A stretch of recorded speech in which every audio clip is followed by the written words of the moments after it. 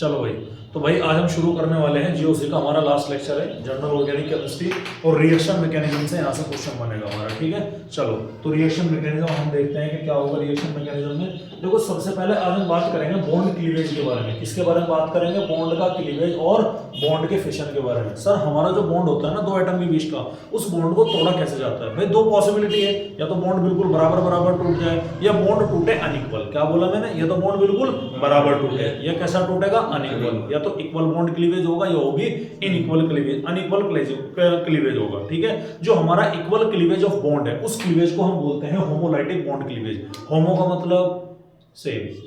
क्या मतलब है होमो का? सर होमो का मतलब क्या आया? होमो का मतलब हो गया सेम। लाइसिस वर्ड आता है ब्रेकडाउन से लेकर के, समझ में आ रही बात? यानी कि जो बॉन्ड हो ना, जो बॉन्ड है बिल्कुल, वो बॉन्ड कैसे टूटता है? बराबर मात्रा में डिस्ट्रीब्यूट होता है, बराबर अमाउंट में टूटता है, आधा इधर और आधा इधर। समझ में आ रही बात? और ऐसा कब होगा? जब टेम्परेचर क्या रहेगा? हाई रहेगा। जब हम सनलाइट को रखते हैं, सनलाइट की जगह पर आपको क्या लिखा मिलेगा? यूवी लिखा मिलेगा, और कभी कभी आपको एच न्यू भी लिखा हुआ देखने पड़ सकता है। समझ में आ रही बात? कभी कभी आपको क्या देखने मिल सकता है? एच न्यू भी आपको यहाँ पर दिखाई पड़ सकता है। या फिर क्या कंडीशन होगी? इलेक्ट्रिसिटी वाली कंडीशन होगी। इन तीनों कंडीशन को ध्यान से देख लीजिएगा। इन्हीं कंडीशन में हमको क्या दिखाई पड़ेगा? होमोलाइटिक बॉन्ड क्लीवेज होता हुआ दिखाई पड़ेगा। तो तीन कंडीशन कौन कौन सी? सबसे पहले कौन सी जरा देख के बताओ फटाफट। है भाई हाई टेम्परेचर। और हाई टेम्परेचर कभी कभी ऐसा ना, कभी कभी वो क्या बना देंगे? हाई टेम्परेचर के लिए ट्रायंगल बना देंगे। समझ जाना कि बहुत हाई टेम्परेचर पर हो रही है। आ रही बात समझ में? तो ये क्या हो गया तुम्हारा हाई टेम्परेचर। उसके अलावा सनलाइट, और सबसे लास्ट में क्या है? इलेक्ट्रिसिटी। ये आपके क्या है भैया? ये तीन तरह के कंडीशन है जिसमें होमोलाइटिक बॉन्ड क्लीवेज होता है। आ रही बात समझ में? एक तो इनमें होगा, आ रही बात समझ। लेकिन कभी कभी कुछ हमारे ऐसे भी एलिमेंट होते हैं जहां पर इलेक्ट्रोनेगेटिविटी का डिफरेंस क्या हो जाता है? जीरो हो जाता है। ठीक है, जैसे मैंने बोला सर हाइड्रोजन और हाइड्रोजन है। अब बताओ ये दोनों की ताकत बराबर है। भाई एक रस्सी को दो लोगों ने पकड़ रखा, बराबर ताकत लगाओगे तो कैसे टूटेगी? बीचों बीच में से टूटेगी। एक इपमैन करके मूवी आई थी, एक चाइनीज, देखी आपने? इपमैन फाइटर होते हैं, कुंफू फाइटर, नहीं देखी?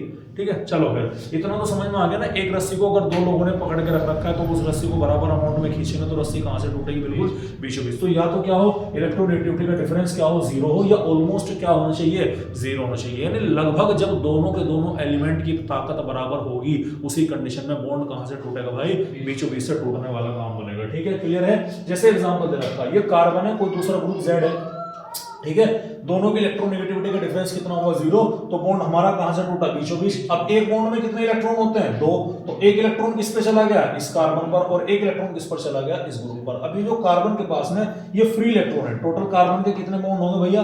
चार बॉन्ड होंगे। चार में तीन तो बॉन्ड प्रॉपर है, चौथा बॉन्ड टूट करके क्या रह गया? एक इलेक्ट्रॉन रह गया। तो बताओ इस कार्बन के पास कितने इलेक्ट्रॉन हो गए? सात हुए कि नहीं हुए?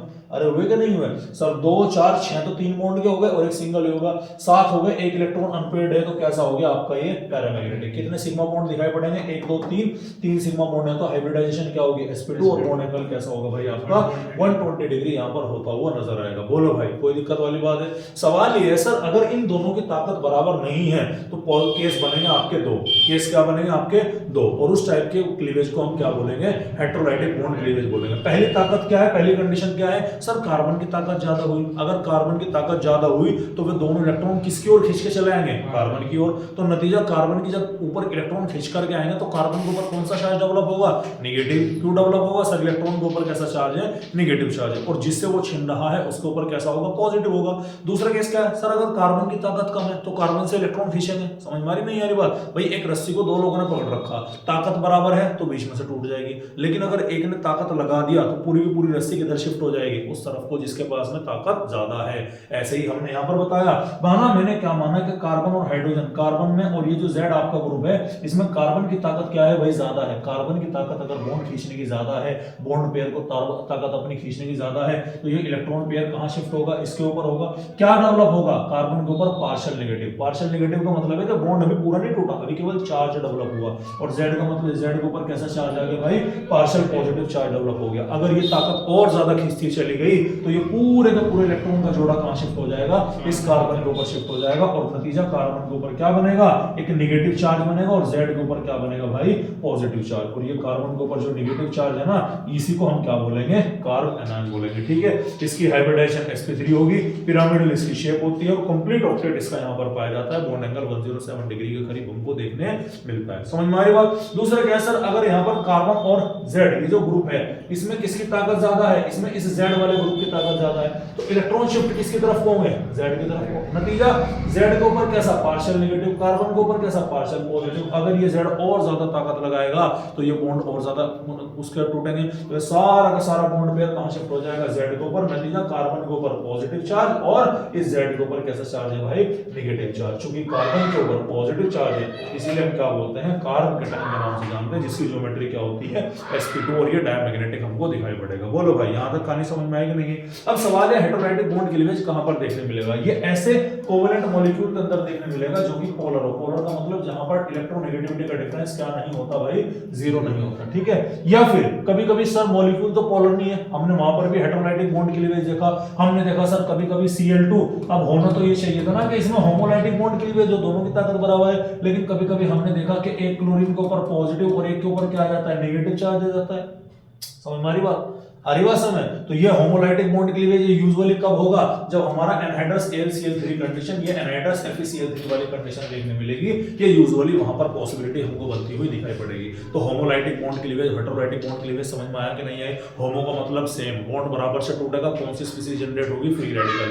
हेटेरो का मतलब डिफरेंट, बॉन्ड अनइक्वल टूटेगा, एक बार इलेक्ट्रॉन पॉजिटिव पर जाएगा, कार्बन पर जाएगा, और एक बार इलेक्ट्रॉन कार्बन से दूर जाएगा। जब इलेक्ट्रॉन कार्बन के हिस्से में आएगा तो कार्बन नेगेटिवली चार्ज हो जाएगा, एनायन बन जाएगा। कार्बन के एनायन को क्या बोलते हैं भाई, कार्ब एनायन के नाम से हम जानते हैं। ठीक है, और एक बार जब कार्बन से इलेक्ट्रॉन खींचेगा तो कार्बन के ऊपर पॉजिटिव आएगा, कार्बन के ऊपर पॉजिटिव चार्ज आने को कार्बन का कैटायन बनेगा, इसीलिए हम क्या बोलते हैं, कार्ब कैटायन के नाम से जानते हैं। बोलो भाई यहां तक कहानी समझ में आई। अब स्टेबिलिटी समझिएगा, stability of carbon free radical की, कार्बो कैटायन की और कार्ब एनायन की स्टेबिलिटी के बारे में बात करते हैं। मैंने आपको पहले भी कहा था सर हमारे तीन तरह के आपके क्या होंगे, रेडिकल होंगे, एक 1 डिग्री, एक 2 डिग्री, एक 3 डिग्री। ध्यान सुनिएगा, कार्बन फ्री रेडिकल का मतलब क्या है कि कार्बन के ये हैं यहाँ के यहाँ, समझ में आ रही बात। अब कार्बन की कितनी वैलेंसी बची, 3, कॉमन सेंस की बात है। अगर ये तीनों वैलेंसी किससे जुड़ी हुई है भैया, 3 ग्रुप से जुड़ी हुई है, तो इसको हम क्या बोलेंगे, 3 डिग्री का रेडिकल बोलेंगे।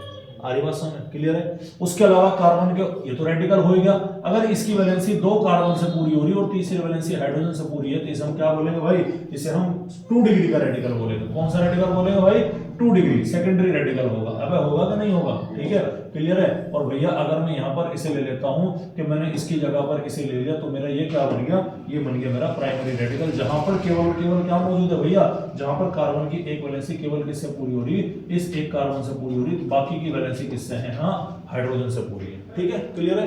अब मुझे बताइएगा इस कार्बन के पास में कितने इलेक्ट्रॉन आए, 7 इलेक्ट्रॉन आए कि नहीं है, होने कितने चाहिए, 8। कमी है कि नहीं है, तो कमी है, ये इलेक्ट्रॉन लेगा कि नहीं लेगा, ध्यान सुनिएगा, कमी है तो इलेक्ट्रॉन लेगा नहीं लेगा। अब इसके पास इलेक्ट्रॉन की कमी है तो सबसे ज्यादा स्टेबल क्यों है, देखिएगा, देखो इसके पास इलेक्ट्रॉन की कमी है भाई, मान लो मैं गरीब हो गया, लेकिन मेरे 3 दोस्त मेरे पास ऐसे हैं जो मेरी गुर्बत में मेरा साथ दे रहे, तो क्या मैं गरीब हुआ क्या वाकई में, ध्यान से सुनना, गरीब ये भी हुआ, गरीब ये भी हुआ, गरीब ये भी हुआ, लेकिन यहां पर इसके साथ में केवल एक ही दोस्त खड़ा, यहां पर इसके साथ में 2 दोस्त खड़े हो, यहां पर इसके साथ में क्या है भाई, 3 दोस्त खड़े हो। तो बताओ गरीब होने के बावजूद, भिखमंगा होने के बावजूद सबसे ज्यादा स्टेबल कौन, 3 डिग्री वाला। समझ में आ रही बात आपकी, क्लियर है। तो इसका रीजन ये दिया जाता है कि जो आपका मिथाइल ग्रुप होता है वो इलेक्ट्रॉन डोनेटिंग या इलेक्ट्रॉन रिलीजिंग ग्रुप होता है, तो कार्बन के ऊपर नेगेटिव चार्ज डेंसिटी कम होने के कारण वो उसको जस्टिफाई कर देता है। दैट्स व्हाई जितने ज्यादा एल्काइल ग्रुप होंगे उतना ही ज्यादा क्या होगा, स्टेबल होगा। ठीक है, उसी तरह से क्या है, कार्बोकैटायन है। अगर मैं इसकी जगह पर, ध्यान सुनिएगा, अगर मैं इस पूरे की जगह पर यहां पर क्या कर देता हूं भाई,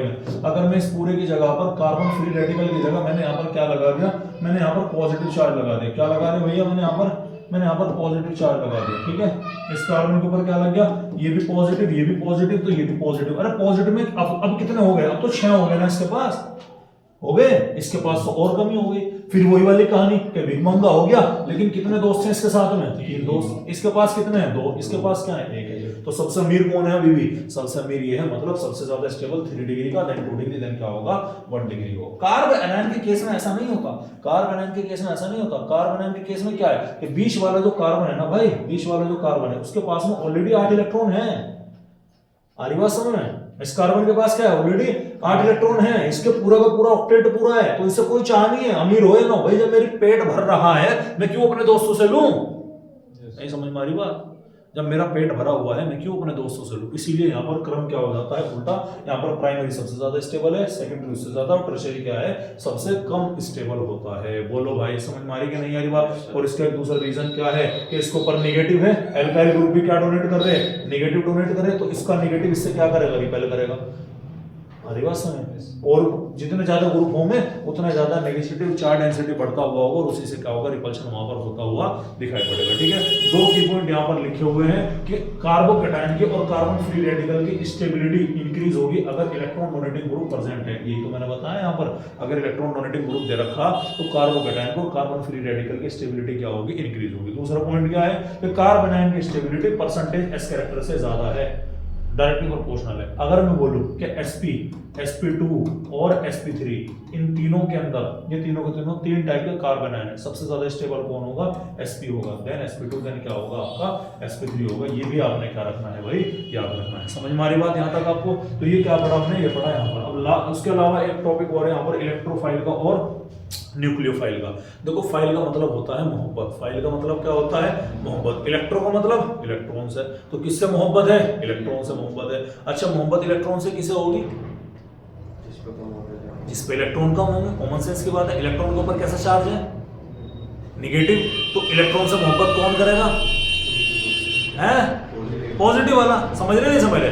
ठीक है, तो क्या है हमारा पहला रहा इलेक्ट्रोफाइल। सर जिसके पास इलेक्ट्रॉन कम है, जो इलेक्ट्रॉन डेफिशिएंट है, उसे हम क्या बोलेंगे, इलेक्ट्रोफाइल है। हाँ है ना, रिप्रेजेंट कैसे करेंगे, ई के ऊपर पॉजिटिव। कुछ तो ऐसे जो हमें दिख रहे हैं भाई, कुछ तो ऐसे जो दिख रहा कर लगा हाँ भाई होना, जैसे कुछ लड़के कर लगा जो पीछे पड़ रहे साफ दिख रहे कर लगा हाँ भाई ये इस लड़की से मोहब्बत करे, फलाना ढिकाना नमकाना शकराना, है ना, कुछ तो ऐसा है।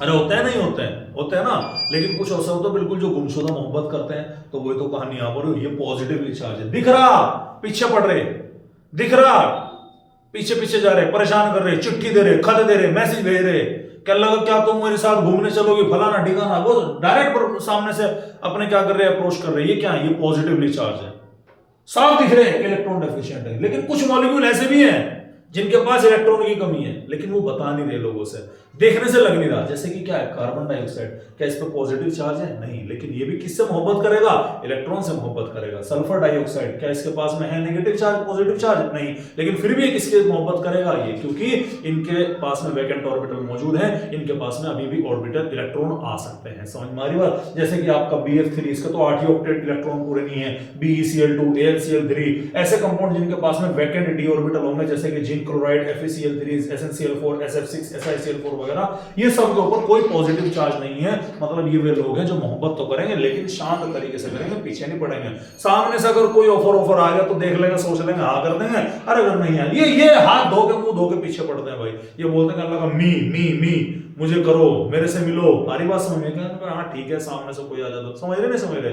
तो ये तो हमें पहचान पा रहे, ये हम पहचान नहीं पा रहे, तो इन्हें क्या रखना पड़ेगा भाई, हमें इन्हें यहाँ पर याद रखना पड़ेगा। बोलो भाई समझ में आ रही कि नहीं आ रही बात? अरे क्लियर है?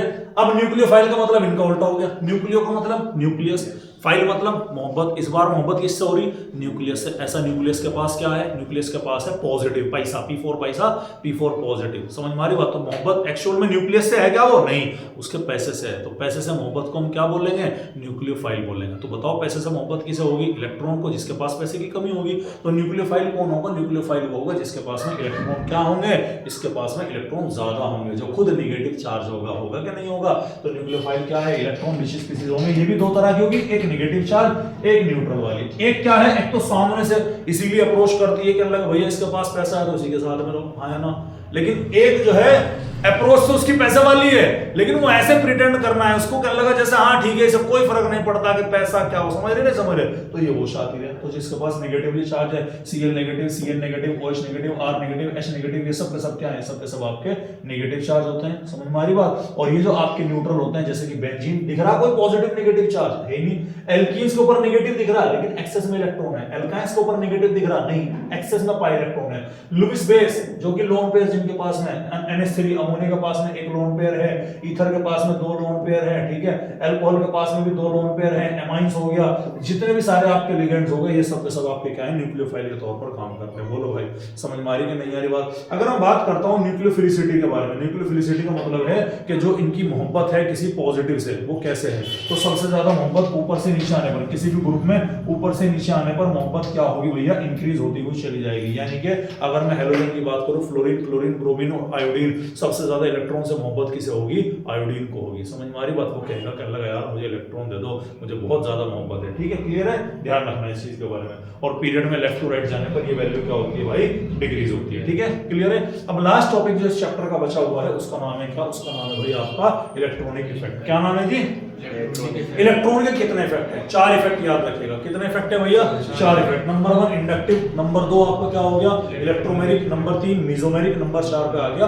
Hyper conjugation. क्या नाम बोला मैंने, नंबर 1 पे क्या है, इलेक्ट्रोमेरिक, ओ सॉरी इंडक्टिव, नंबर 2 पे क्या है, इलेक्ट्रोमेरिक, नंबर 3 पे क्या है, हाइपर कंजुगेशन, ओ सॉरी मेसोमेरिक या रेजोनेंस के नाम से भी इसको जानते हैं, और नंबर 4 पर क्या आ गया आपके हाइपर कंजुगेशन। चलिएगा देखो इंडक्टिव इफेक्ट किसकी वजह से है, इससे है आपके सिग्मा बॉन्ड की जो इलेक्ट्रॉन पेयर है उसके शिफ्टिंग की वजह से हमको देखने मिलेगा। अरे बात सिग्मा बॉन्ड यानी कि सिंगल बॉन्ड की में जो आता है वो इंडक्टिव इफेक्ट होगा। और इसमें कैसी पोलैरिटी आती है, परमानेंट पोलैरिटी। रिप्रेजेंट कैसे करते हैं इसको, ये बॉन्ड होगा और उस बॉन्ड में एरो, अभी दिखाया था ना मैंने कि कार्बन और जेड में कि भैया ये एरो क्या दिखा रहा है, एरो दिखा रहा है कि जेड इलेक्ट्रॉन अपनी ओर खींच रहा, दिखा रहा नहीं दिखा रहा। तो ये आपके परमानेंट पोलैरिटी इंड्यूस कर देता है। 4 कार्बन तक ये क्या होगा, वैलिड होगा। 2 तरह का होगा, एक माइनस आई इफेक्ट और एक क्या होगा, प्लस आई इफेक्ट है। प्लस आई का मतलब क्या है कि प्लस आई का मतलब ये है कि उस ग्रुप के ऊपर इलेक्ट्रॉन की डेंसिटी क्या हो रही, इंक्रीज हो रही। ध्यान सुनिएगा, ये कार्बन है, इस कार्बन के साथ में कोई ऐसा ग्रुप जुड़ गया मिथाइल जो कि इस कार्बन को क्या कर रहा है, इलेक्ट्रॉन दे रहा है। ध्यान सुनना, क्या कर रहा है, इलेक्ट्रॉन दे रहा है। ले भाई पकड़ इलेक्ट्रॉन, तो इसके पास इलेक्ट्रॉन बढ़ेगा कि नहीं बढ़ेगा, इसको हम क्या बोलेंगे, पॉजिटिव आई इफेक्ट बोलेंगे। कोई ऐसा लग गया इलेक्ट्रॉन खींच रहा, आजा भाई आजा आजा, तो इसके पास इलेक्ट्रॉन की कमी आएगी कि नहीं आएगी, उसको हम क्या बोलेंगे, नेगेटिव आई इफेक्ट। तो जितना ज्यादा इलेक्ट्रॉन डोनेटिंग ग्रुप इसके ऊपर लगा रहेगा उतना ही ज्यादा प्लस आई होगा, जितना कम इलेक्ट्रॉन डोनेटिंग ग्रुप इसके ऊपर लगा रहेगा उतना ही कम इसका क्या होगा, प्लस आई होगा। या फिर मैं बोल सकता हूं कि जितने ज्यादा ग्रुप इसके माइनस आई वाले होंगे, माइनस आई का मतलब जैसे कि तुम्हारा NO2 हुआ, जैसे कि तुम्हारा साइनाइड हुआ, CO कार्बोक्सिलिक एसिड वाला ग्रुप हुआ, C एल्डिहाइड, कोई सा भी हैलोजन ले लो, ठीक है, एमाइन ले लो, फिनाइल ले लो, ये सारे के सारे ग्रुप आपके क्या हैं, ये सारे के सारे आपके माइनस आई के ग्रुप हैं। आ रही बात समझ में। बल्कि आपको यहाँ पर याद रखिएगा कि प्लस आई के केवल 3 एग्जांपल याद रखना कि टर्शरी 3 डिग्री का जो आपका एल्काइल ग्रुप होता है, सेकेंडरी और 1 डिग्री, जिसमें भी सबसे ज्यादा 3 डिग्री का प्लस आई इफेक्ट शो करेगा, फिर 2 डिग्री का, 1 डिग्री का, इनको छोड़ करके जो भी है वो सब कहां रख दो, आपके माइनस आई के अंदर रख दो। समझ में आ रही बात आपके। तो ये क्या था हमारा, ये था हमारा इंडक्टिव इफेक्ट के बारे में। सेकंड आता है इलेक्ट्रोमैग्नेटिक इफेक्ट, किसकी वजह से होता है, पाई बॉन्ड के शिफ्टिंग की वजह से। और ये कैसे पोलैरिटी है, ये टेम्पररी, परमानेंट नहीं है, टेम्पररी। किसकी प्रेजेंस में होता है, अटैकिंग रिएजेंट की प्रेजेंस में होता है। जैसे एक मान करके चलिएगा कि एक घर में एक बच्चा है, बाहर से कोई तीसरा आदमी आया, वो बच्चों को भड़का के थोड़े टाइम के लिए माँ बाप के खिलाफ कर देता है, नहीं कर देता, कहने लगा ये वो, कहने लगा ले मैं साइकिल, मतलब देखा ना तुमने स्कूल में कोई बच्चों को सामान लाया, सामान लाने के बाद वो चिढ़ा रहा उस बच्चों को, तेरे पापा ने तो साइकिल भी नहीं दिलाई तुझे, देख मेरे पास में तो ये वाला फोन है, देख मेरे पास में तो ये वाले शूज हैं, तेरे पास में तो ये जैकेट है। वो घर पे आगे घुस किसका भरे, अपने पेरेंट्स का भरेगा। समझ में आ रही बात। तो वही है यहाँ पर, परमानेंट नहीं है, टेम्पररी है, किसी दूसरे के इन्फ्लुएंस की उसमें आकर के है। और पाई बॉन्ड की शिफ्टिंग होती है, सिग्मा की नहीं होती। सिग्मा तो स्टेबल है, सिग्मा में तो केवल, सिग्मा में अगर हुआ तो परमानेंट होगा। जैसे 2 भाई शादी के बाद में अलग अलग परिवार है, उनमें अगर किसी ने फूट डाल दी तो परमानेंट पड़ गई, हाँ या ना, हाँ या ना। लेकिन एक छोटा बच्चा है, किसी ने माँ बाप को लेकर बचपन में फूट डाल दी तो माँ बाप उसे कंट्रोल कर सकते हैं। 2 भाई हैं छोटे छोटे हैं, अभी उनमें फूट पड़ गई, कंट्रोल कर सकते हैं। तो सिग्मा तो यानी कि समझदार, S4 सिग्मा, S4 समझदारों के बीच में अगर फूट पड़ गए तो वो परमानेंट है। वही तो हो रहा है यहाँ पर, समझदारों के बीच में यहाँ पर क्या आ गया, बंटवारे का मामला हो गया। लगा यार यो मेरा, यो तेरा। यहाँ पर बाई बॉन्ड, बच्चा है, डिलोकलाइज है, बच्चा घुमक्कड़ है, कभी यहाँ बैठेगा, कभी इसके घर, कभी उसके घर, कभी उसके घर। हाँ तो ठीक है, अगर तू इधर से उधर भटक भी रहा तो तेरी बात का कोई भरोसा नहीं है। बच्चे आज लड़ेंगे, कल को एक जगह फिर बैठ जाएंगे, अब लड़ेंगे। मैं एक बार बता दूं, हमारे महल्ले में हमारे इधर भी एक घर है, हमारे इधर भी एक घर है। बड़ी इंटरेस्टिंग कहानी बताता हूँ भैया। इधर वाले घर का जो हमारे लेफ्ट हैंड साइड में जो था बिचारे में धोबी है, और इधर वाले पे जो है बिचारे में खूंजड़े हैं, ठीक है। अब उन दोनों के बच्चों में आपस में बुत किसी तरह से, किसी कोई बड़ी बात नहीं है, एक आधा थप्पड़ मार दिया, इसके ऊपर घर वाले लड़ना मारना को तैयार, इनके भी मरना मारना को तैयार। ये वो फलाना ढिकाना तुम कर ले, तो लड़ भिड़ के 1.5 घंटे बाद में घर वाले इधर चले गए, वही 2 बच्चे 1.5 घंटे 2 घंटे के बाद में फिर साथ खेलते मिले। अब वो हंसे, क्या लगा लो भाई रो लो, समझ मारी बात। तो पाई बॉन्ड है बच्चे, ठीक है, परमानेंट नहीं करेंगे सर, टेम्पररी करेंगे, हमसे नहीं रहा जाता हुआ, हम क्या करेंगे, हम टेम्पररी करेंगे, ठीक है। तो कोई अटैकिंग रिएजेंट आया तो ये भी कितने टाइप का है, 2 टाइप का, एक है आपका प्लस ई और एक है आपका माइनस ई, समझ मारी बात। एक क्या है प्लस ई, एक क्या है माइनस ई। ध्यान दीजिएगा, कार्बन कार्बन डबल बॉन्ड में क्या होगा प्लस ई, और कार्बन कार्बन के अलावा कार्बन और ऑक्सीजन में डबल बॉन्ड मिला, उसमें क्या मिलेगा आपको माइनस ई। ध्यान रखिएगा, समझ मारी बात। जब कार्बन कार्बन डबल बॉन्ड होगा ना तो इलेक्ट्रोफाइल पहले अटैक करेगा, ये बस ध्यान रखना।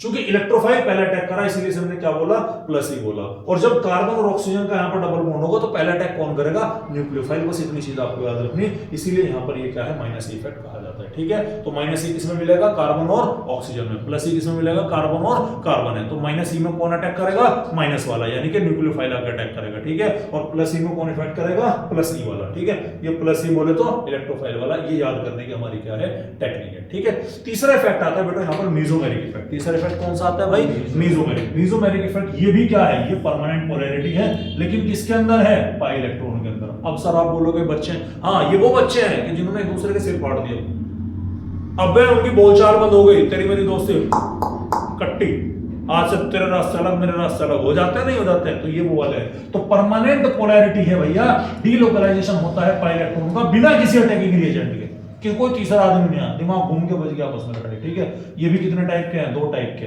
एक प्लस एम टाइप का, एक माइनस एम टाइप का। प्लस एम को प्लस आर, क्योंकि मेसोमेरिक इफेक्ट का एक और नाम है, इसे हम रेजोनेंस के नाम से भी जानते हैं। और बेसिकली ये हम कहां स्टडी करते हैं, ये हम स्टडी करते हैं भाई बेंजीन के अंदर स्टडी करते हैं, ठीक है। तुम्हारे अगर याद होगा ये हमारी बेंजीन रिंग है, ठीक है। ये हमने दिया आपका number 1, number 2, number 3, number 4, number 5, number 6। बताओ ऑर्थो पोजीशन कौन सी है, बताओ भाई, 2 और 6 वाली, वेरी गुड। पैरा कौन सी है, पैरा है 3, 5, पैरा न्यू मेटा होगी, हाँ पहला है पहला और 4th पे पैरा पड़ेगा, ठीक है शायान, ठीक है नहीं इसमें फंक्शनल वे भाई सेम गलती रिपीट करती नहीं करती परसों वाली भाई, किसके रेस्पेक्टिव, ऐसा ना करो भाई, नहीं ना काट लो किसी ने अपनी, अगर ऐसा करोगे तो समझ गया ना, किसके रेस्पेक्टिव। अरे कुछ तो लगा मास्टर, एने थोड़ा ही हो जाएगा, हैं अब लगा दिया मैंने ओएच, अब मैंने लगा दिया यहाँ पे, इस पे लगा दिया ओएच। अब बताओ ऑर्थो कौन सी, सर 4th है जी, पहली और तीसरी, वेरी गुड। आज बिल्कुल फंक्शनल ग्रुप के जस्ट बाजू वाली। पैरा कौन सी है, 5 वाली। मेटा कौन सी होगी, 6 और 4, यानी चेंज हो, फिक्स नहीं है, चेंज हो सकती है, समझ मारी बात आपको, ठीक है। अब ध्यान सुनिएगा, मैंने क्या बोला कि अगर देखो कोई इस बेंजीन रिंग के ऊपर ऐसा ग्रुप आ गया जो इसको क्या कर रहा है, अपना इलेक्ट्रॉन दे रहा, ठीक है। तो बेंजीन पर भी क्या होंगे, इलेक्ट्रॉन दिखाई पड़ेंगे। वे इलेक्ट्रॉन कहां दिखाई पड़ेंगे, वे दिखाई पड़ेंगे ऑर्थो पर, या तो नेगेटिव चार्ज डेंसिटी ऑर्थो पर दिखेगी, या नेगेटिव चार्ज डेंसिटी कहां दिखेगी, आपके पैरा पर दिखेगी। ध्यान सुनिएगा, अगर बेंजीन से कोई ऐसा ग्रुप जुड़ा हुआ है जो कि बेंजीन को इलेक्ट्रॉन दे रहा है, बेंजीन को इलेक्ट्रॉन दे रहा है, और उसकी वजह से इलेक्ट्रॉन, भाई जब इलेक्ट्रॉन देंगे तो बेंजीन पे इलेक्ट्रॉन बढ़ेगा नहीं बढ़ेगा, वो इलेक्ट्रॉन बढ़ता हुआ तुम्हें सारी बेंजीन पे दिखेगा नहीं, केवल खास जगह पर। कहां पर सर, या तो वो ऑर्थो पर दिखाई देगा, या फिर कहां दिखाई देगा, आपके पैरा पर दिखाई पड़ेगा। तो उस इफेक्ट को हम क्या बोलते हैं, प्लस एम या प्लस आर इफेक्ट बोलेंगे। और ऐसे कंपाउंड को हम ortho and para directive compound के नाम से जाना जाता है, जैसे कि क्लोरीन हुआ, जैसे कि आयोडीन हुआ, जैसे कि OH हुआ, जैसे कि NH2 हुआ। जितने भी सिंगल बॉन्डेड वाले फंक्शनल ग्रुप हैं,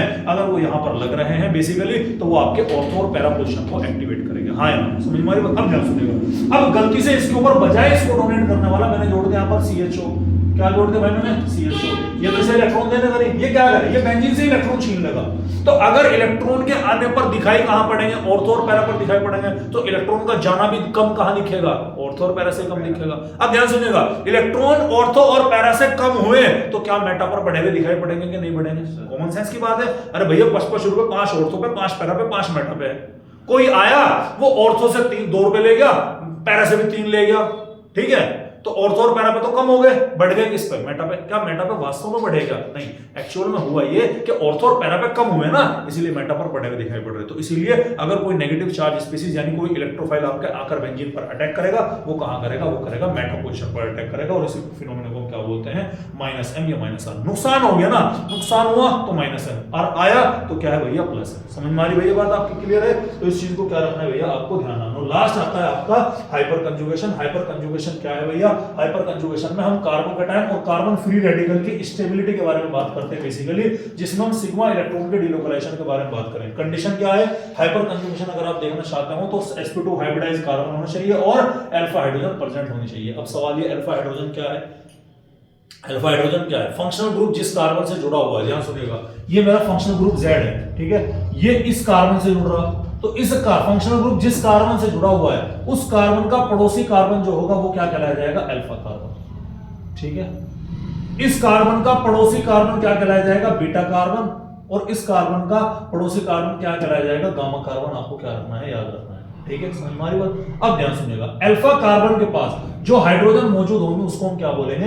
अल्फा हाइड्रोजन। और जिस कंपाउंड के पास में जितनी ज्यादा अल्फा हाइड्रोजन होगी उस कंपाउंड की स्टेबिलिटी भी क्या होगी भाई? उतनी ही ज्यादा होगी। आपको याद रखना है, ये मैंने यहां पर लिखा, ठीक है। एग्जांपल मैं आपको बताता हूं। सर मैं एग्जांपल ले रहा हूं कार्बोकैटायन का। किसका एग्जांपल ले रहा हूं मैं? कार्बोकैटायन का। अभी ध्यान से देखना, कार्बोकैटायन का। तो कार्बोकैटायन में कैसे बनाऊंगा? सबसे पहले मैं 3 डिग्री बना, ये कार्बन एक पॉजिटिव, इधर क्या आ गया? CH3, इधर क्या आ गया? CH3, और इधर भी क्या आ गया हमारा? CH3। ये कौन सा हो गया? 3 डिग्री का। इधर आ जाओ, कार्बन के ऊपर पॉजिटिव, इधर भी क्या आ गया? CH3, इधर भी क्या आ गया? CH3, और इधर भी क्या आ गया? सॉरी, इधर आ गया हमारा हाइड्रोजन। एक कार्बन से 2 है तो ये क्या हो गया? 2 डिग्री का हो गया। इधर आ जाइएगा, ये पॉजिटिव आ गया, इधर CH3 हो गया, इधर हाइड्रोजन है, और ये भी क्या है? हाइड्रोजन। तो ये हमारा 1 डिग्री है, ये हमारा 2 डिग्री है, और ये हमारा क्या हो गया? 3 डिग्री, ठीक है। अब फंक्शनल ग्रुप कहां से हटा होगा? इसी कार्बन से तो हटा होगा, नहीं हटा होगा? बोलो भाई, अरे हटा होगा। तो इस कार्बन से हटा, तो ये कार्बन कौन सा हो गया? ध्यान सुनिएगा मेरी बात, ये फंक्शनल ग्रुप के साथ में जुड़ा हुआ कार्बन हो गया। अब इस कार्बन के पड़ोसी कार्बन कौन सा हो गया? Alpha carbon. तो ये तो कार्बन है, इसके पड़ोस में तो ये भी है, इसके पड़ोस में ये भी है, इसी के पड़ोस में तो ये है। तो ये क्या हो गया हमारा? ये हमारा अल्फा कार्बन हो गया। ये भी अल्फा और ये भी अल्फा। एक अल्फा कार्बन के पास में कितनी हाइड्रोजन है? अल्फा 3। तो टोटल कितनी अल्फा हाइड्रोजन हुई भाई? यहाँ पर 9। इधर कितनी हुई? 6 अल्फा हाइड्रोजन। इधर कितनी हुई? 3 अल्फा हाइड्रोजन। इसीलिए सबसे ज्यादा स्टेबल ये है, और उससे कम ये, सबसे कम आपका वो निकल करके आएगा। बोलो भाई, यहाँ तक कहानी समझ में आए कि नहीं है? और ये आपका GOC अल्टीमेटली यहाँ पर क्या होता है भाई? पूरा होता है। कोई दिक्कत वाली बात है भाई? अरे कोई दिक्कत वाली बात है? कोई दिक्कत वाली बात नहीं। अब आपका नेक्स्ट चैप्टर क्या बचा? सेकंड बुक का एक लास्ट चैप्टर आपका बाकी है, जिसका नाम क्या है? हाइड्रोकार्बन। वो चैप्टर भी आपका बेसिकली 2 से 3 दिन में, 2 से 3 दिन में भाई, एक दिन तो आपको एल्केन कराने में लगेगा, एक दिन आपको एल्कीन और एल्काइन कराने में लगेगा। 2 से 3 दिन में वो चैप्टर क्या हो जाएगा? आपका कंप्लीट हो जाएगा। समझ में आ रही बात? और इसी के साथ में फिर आपके आज के मुख्य समाचार क्या हुए भाई? समाप्त हुए। अपना मेहनत से पढ़ लियो, लेक्चर देख लियो, इसका क्या होने वाला है? टेस्ट होने वाला है, ठीक है। कोई दिक्कत वाली बात? इसी के साथ हमारा आज के मुख्य समाचार समाप्त हुए। नमस्कार।